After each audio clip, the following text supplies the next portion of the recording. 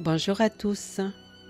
L'histoire que je m'apprête à lire, c'est Le miroir de Lorenzo, de Gabriel Klima et de Sarah Khoury, aux éditions Père Fouettard. Bonne écoute. Ce n'est pas facile d'entrer dans le monde de Lorenzo.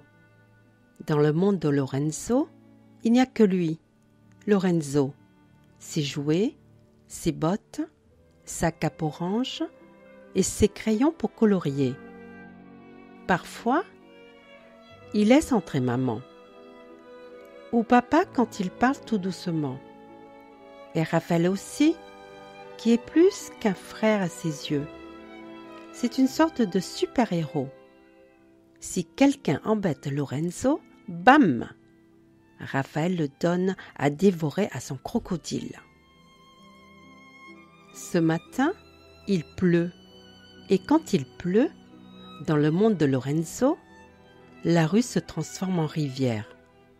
Il faut faire très attention à ne marcher que sur les pierres qui dépassent de l'eau. Heureusement, aujourd'hui, Raphaël accompagne Lorenzo à l'école. « Donne-moi la main, » lui dit-il. « Je ne serrerai pas fort. » Lorenzo sourit. « Héros, » murmure-t-il. Et, après avoir respiré un bon coup, il s'aventure dans la rivière avec Raphaël. Dans le monde de Lorenzo, l'école est une forêt, avec au centre un lac rempli de lumière et de poissons rouges. Dans la forêt, il y a une renarde blanche. Elle s'appelle Sophia et elle s'assied toujours à côté de lui. « Coucou, Lorenzo !»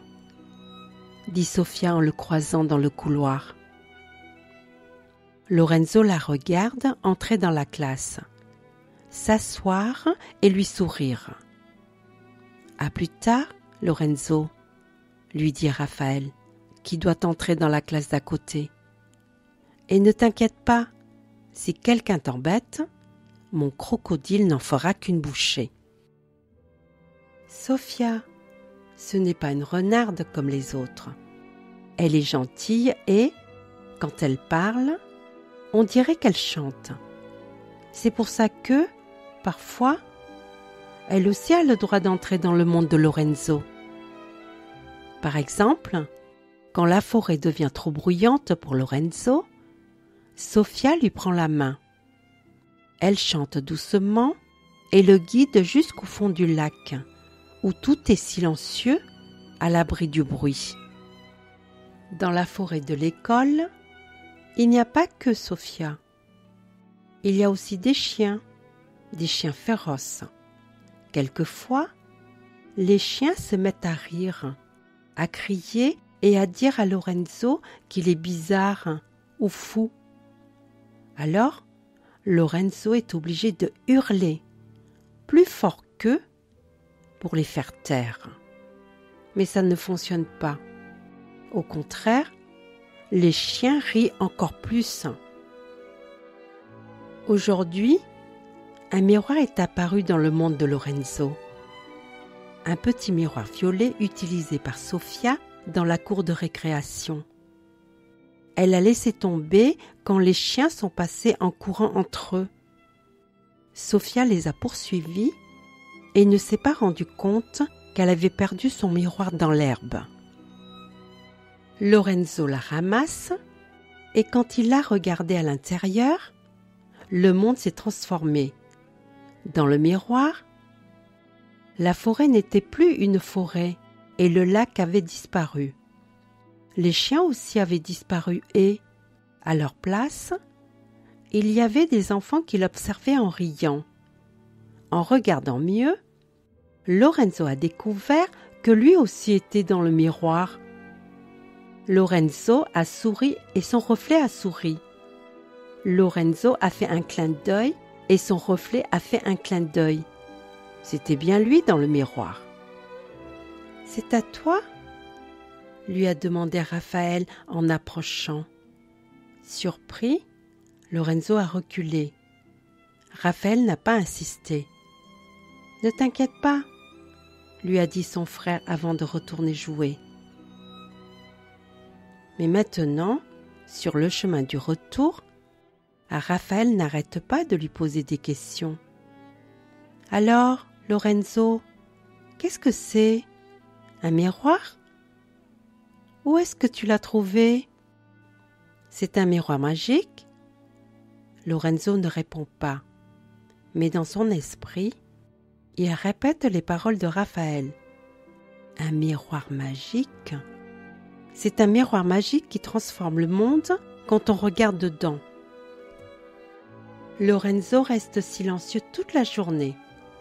Il s'amuse avec ses jouets, dessine avec ses crayons, mais il continue de penser au miroir. Ce miroir magique l'attire et lui fait un peu peur. Le lendemain, dans la forêt, Sofia s'approche de lui. « Super, Lorenzo, tu l'as retrouvé ?» lui dit-elle en montrant le miroir qu'il tient entre ses mains. « C'est le mien, je l'ai perdu hier, tu me le rends ?» Lorenzo fait non de la tête et lui tourne le dos. Sofia sourit. « D'accord, tu peux le garder, j'en ai un autre. » Elle sort un petit miroir bleu de sa poche. « Regarde !» Lorenzo sourit, regarde dans son miroir et la magie opère une fois de plus. Dans le miroir, Sofia n'est plus une renarde blanche, mais une petite fille aux cheveux blonds. Lorenzo tourne la tête. À côté de lui, il voit Sofia la renarde blanche, mais dans le miroir, il voit la petite fille. C'est vraiment un miroir magique, pense-t-il. Et peut-être que Sofia pense la même chose parce qu'elle sourit à son tour. « Hé !» s'exclame l'un des chiens en passant à côté d'eux. « Pourquoi tu joues avec le bizarre ?»« Il n'est pas bizarre, » répond Sofia. Le chien ne l'écoute pas. « Qu'est-ce que tu as dans les mains, le bizarre ?» insiste le chien. Lorenzo cache son petit miroir. « Donne-le-moi !»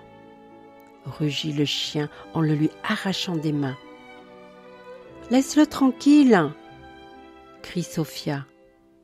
Elle récupère le miroir de Lorenzo, mais le chien la pousse tellement fort qu'elle tombe par terre. Et le miroir vole en éclats. À ce moment-là, Raphaël arrive en courant. « Laisse-le tranquille, ou je te donnerai à dévorer à mon crocodile. » Mais il trébuche et tombe sur l'herbe à côté de Sofia avant d'avoir terminé sa phrase. Le chien rit et s'en va rejoindre les autres chiens dans la forêt. Lorenzo regarde Raphaël, regarde Sofia, puis regarde le miroir brisé en 1000 morceaux sur le sol.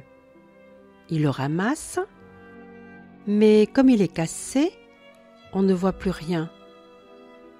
Ni Sofia, ni Raphaël, ni même Lorenzo. Il n'y a que du noir et c'est tout.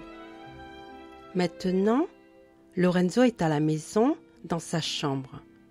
Pour le moment, personne ne peut entrer dans son monde, même pas maman et papa.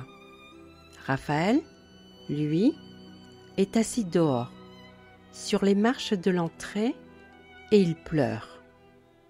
Sofia est à côté de lui. « Je devais le protéger », explique Raphaël. « C'était mon rôle et j'ai échoué. »« Quel rôle, Raphaël ?» lui demande Sofia. « De quoi tu parles ?» Raphaël secoue la tête. « Quand Lorenzo est né, je me suis promis de devenir son héros et de toujours le protéger. » Une grosse larme coule le long de sa joue. « Et je n'ai pas réussi. » « Mais qu'est-ce que tu racontes, Raphaël ?» Maman se tient dans l'entrée. Elle s'approche et s'assied à côté de lui. « Ce n'est pas ton rôle de protéger Lorenzo, ajoute-t-elle. « Mais Lorenzo a besoin de moi. » rétorque Raphaël en relevant le menton. Sinon, qui l'aidera? Maman sourit en passant une main dans les cheveux de Raphaël. Lorenzo a seulement besoin qu'on soit à ses côtés. Nous tous, toi, moi, papa, Sophia, la maîtresse Claudia. « Attends !» s'exclame Sophia en se levant d'un bond. « J'ai une idée. » Et elles partent en courant à l'intérieur. « Coucou, Lorenzo !» dit Sophia en entrant dans sa chambre. Elle sort de sa poche un nouveau miroir. « J'ai un cadeau pour toi !» annonce-t-elle en le lui tendant. Lorenzo le prend et, c'est magique, le monde change. Sophia et lui se transforment à nouveau en enfants. La petite fille sort son propre miroir et la magie opère encore une fois. Dans le sien, maman et papa apparaissent à côté d'elle. Lorenzo se retourne, les regarde, puis recommence à les observer dans son miroir. « Maman !» dit-il. « Papa !»« Coucou, petit enfant magique !» lui répond maman. Ensuite, Lorenzo se rend compte qu'il y a quelqu'un d'autre dans son miroir. « Héros !» dit-il en montrant Raphaël. Dans le miroir, Raphaël n'a ni cape ni masque. Ce n'est pas un super-héros. C'est Raphaël, ton frère, tout simplement. « Héros !» répète Lorenzo. Raphaël sourit et s'approche de lui. « Je peux te faire un câlin ?» lui demande-t-il, en s'asseyant à côté de lui. Lorenzo ne répond pas, mais sourit à son tour. « Je ne serrerai pas trop fort, » promet Raphaël. Et voilà, c'est fini. Ça fait du bien de se détendre avec des histoires. Si tu as aimé ce livre, tu as le lien pour l'acheter en dessous, dans la description. À bientôt les amis!